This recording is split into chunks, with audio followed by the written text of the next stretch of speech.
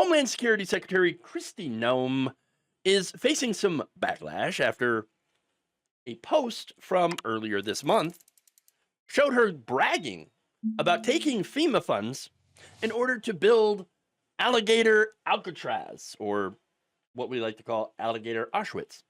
On July 1st, the puppy killer posted this.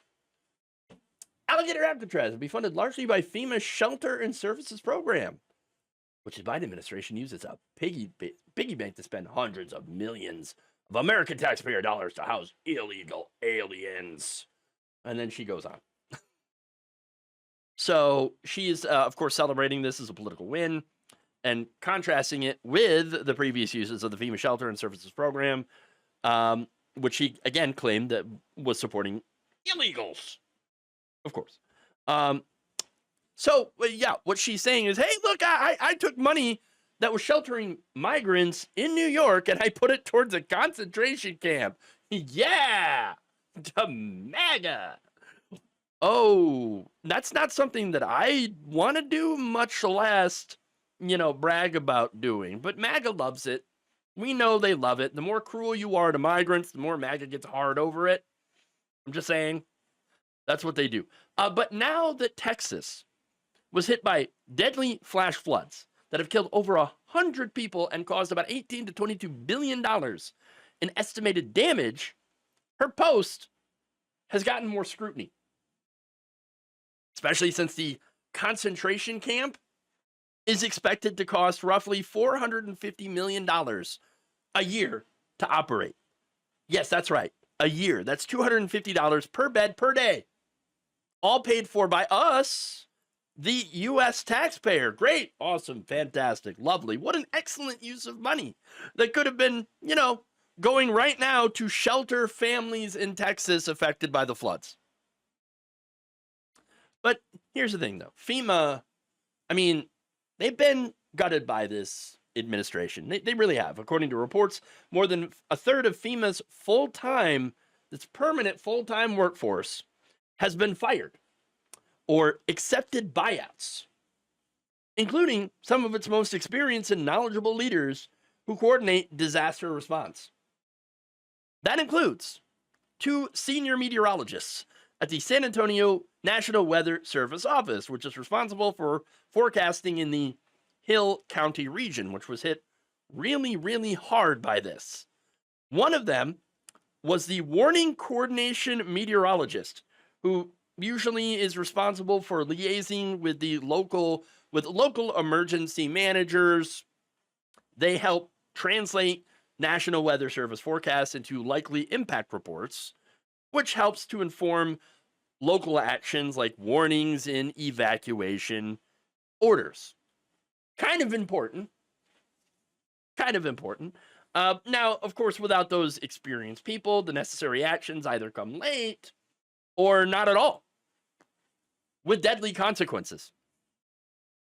Samantha Montano, professor of emergency management at Massachusetts Maritime Academy, said, quote, "This is the exact kind of storm that meteorologists, climate scientists, emergency management experts have been talking about and warning about for decades at this point. And there's absolutely no reason that this won't happen in other parts of the country. This is what happens when you let climate change run unabated and break apart the emergency management system without investing in that system at the local and state level. It takes a lot of money, expertise, and time to eliminate risk and make sure that agencies are prepared to respond when a flood situation like in Texas happens. And if you eliminate those preparedness efforts, if you fire the people who do that work, then the response will not be effective." Yes, true, but counterpoint, at least we got a concentration camp. One where, people are going to die. In fact, people already have died. At least 12 people have already died in ICE custody so far this year. That is the same number in 6 months, 7 months, that died in all of 2024. And that number is going to get bigger. It probably already is. Which is why Noem is actually trying to hide it. How? By defunding the watchdogs. Of course. In fact, employees at the Office for Civil Rights and Civil Liberties, or CRCL, the Citizenship and Immigration Services Ombudsman, and the Office of the Immigration Detention Ombudsman were abruptly suspended in March and given a separation date of May 23rd. Noem's budget, her requests for the fiscal year of 2026, actually zeroed out the Office of Immigration Detention Ombudsman's budget. And that is also as the entire department at the DHS undergoes a massive reduction in force, while at the same time growing detainment and deportation. Yeah.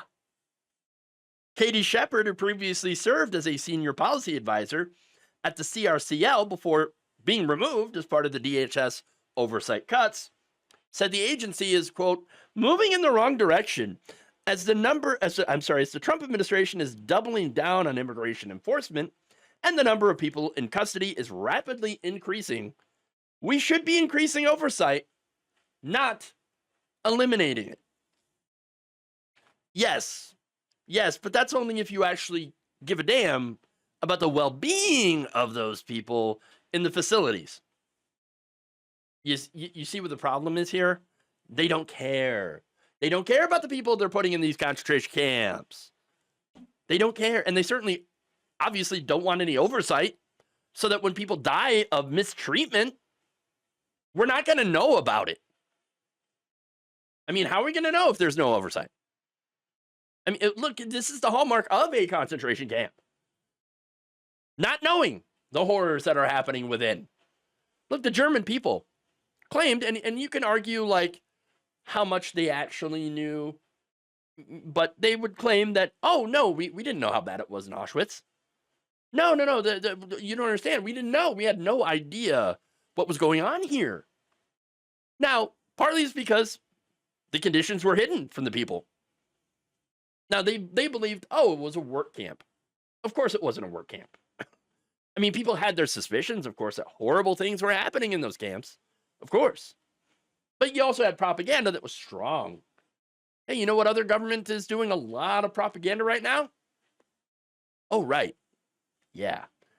So, look, not only is Kristi Noem bragging about taking FEMA funding and putting it towards this, but she is also actively trying to prevent people from knowing about the conditions in these camps, what it is really like in there.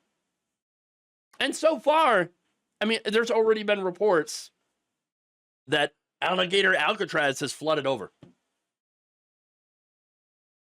So there you go. I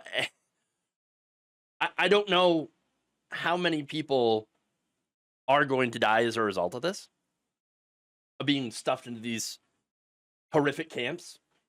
I don't know. Maybe we won't know, at least not until we actually have a government that's willing to look into this instead of hiding it. But either way, look, Noem is a disgusting person. I think that's pretty obvious. She's nothing more, in my mind, than a Nazi. And as such, she's doing Nazi things. Thank you for watching. If you enjoyed this video, please like, share, subscribe, hit the bell icon in order to get notified whenever a new video is released. And if you want to support independent, progressive media through this difficult time where it seems like everybody is shutting down, you can become a member on our YouTube page, you can become a subscriber on Facebook, or you can go to my Patreon. It's patreon.com/Jeff Waldorf. Thank you.